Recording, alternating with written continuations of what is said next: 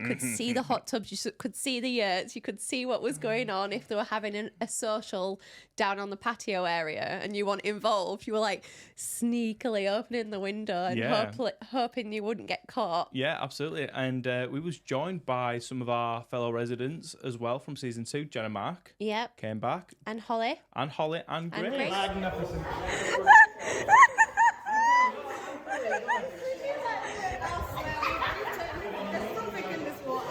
That was nice, you know, like I can't say OGs because we wasn't. Grace was OG Grace. She's been from season 1. So she is OG Grace because she's done now 3 seasons. Yes. We've done 2 and 3. Yeah. But that were nice, and we had some new faces that you might have seen on social media before. Ooh. So you know, we had Jem and Daz with us as well. My God, there's Joe and Lily.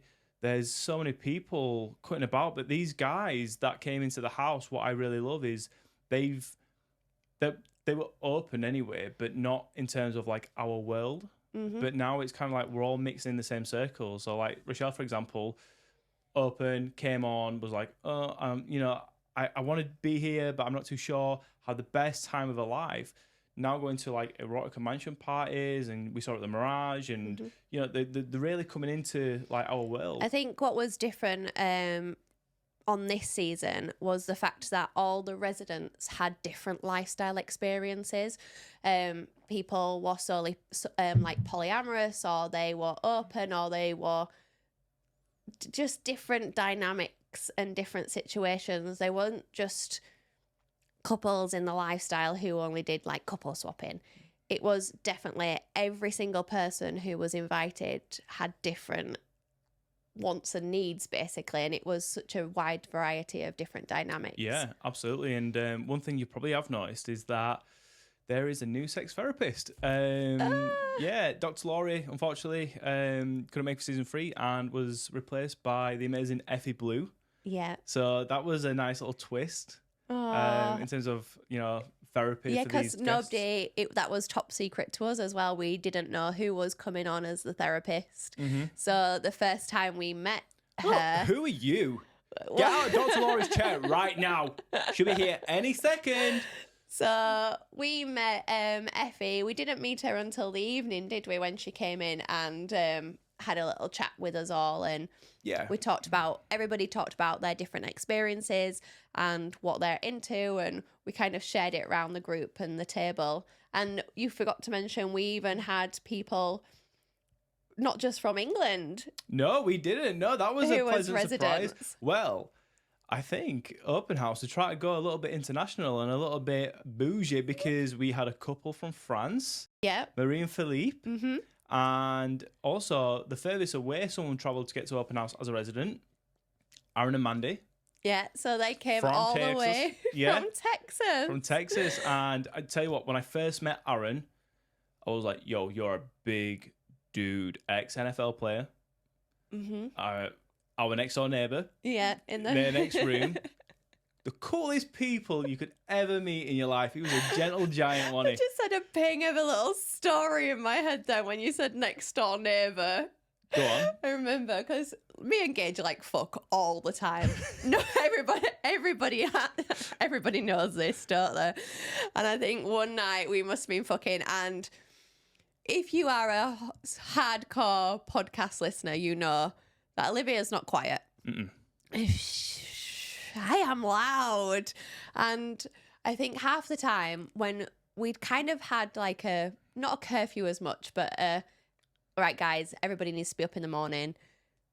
Kind of. It was a controlled environment. Be sensible. It was a controlled environment. But then we went to bed. We'd had a few drinky poos, went to bed. I was like ready to sleep. I was like, Director Warren, I will be in bed for 8 a.m. 8 a.m.? 8 p.m., sorry. 8 p.m. I was in bed for 8 p.m., right, with my pajamas on. This was like one of the first nights, my wasn't Paw it? Patrol pajamas were on.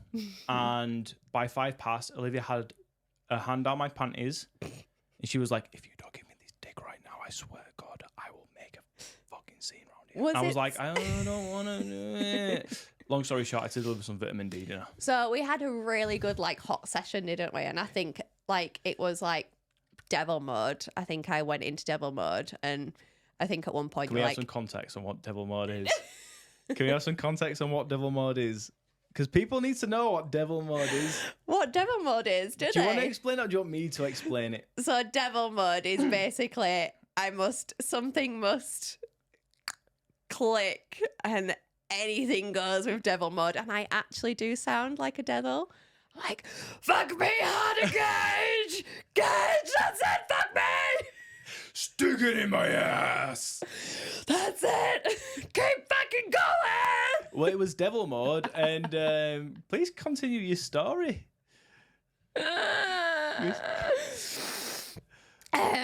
So obviously we'd had that, and then was it the next morning?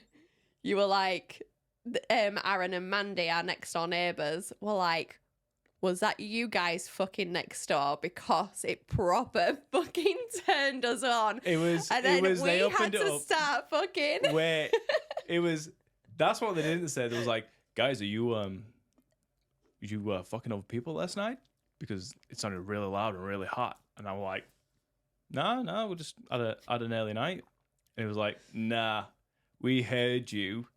These walls are thick, and we heard you, and it made us horny. So we started fucking. At like 2-3 o'clock in the morning.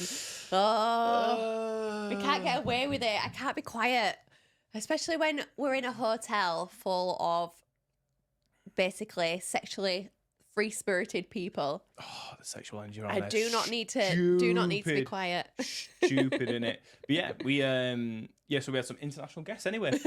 Back to the main quest. Side quest. Main quest.